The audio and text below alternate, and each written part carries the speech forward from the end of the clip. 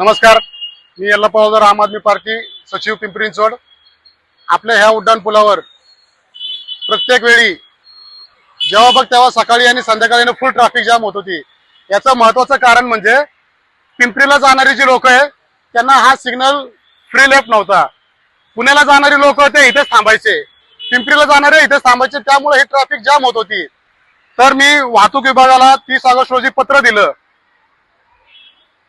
या पत्रात मी नमूद केलं की पिंपरीला जाणारे लोक इथे विनाकारण का थांबतील।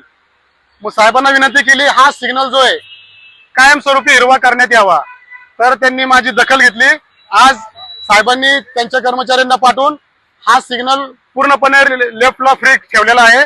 तर येणाऱ्या सर्व वाहनधारकांनी, मला या सोसायटीतल्या बऱ्याच जणांनी सांगितलं होतं, सुकवणी गणेश गार्डन असो, सुकवणी असो, गणेश किनारा, त्या बऱ्याच सोसायटी धारकांनी सांगितलं होतं की तुम्ही जर रोडचं काम करताय तर एवढे सिग्नलची आम्हाला करून द्या।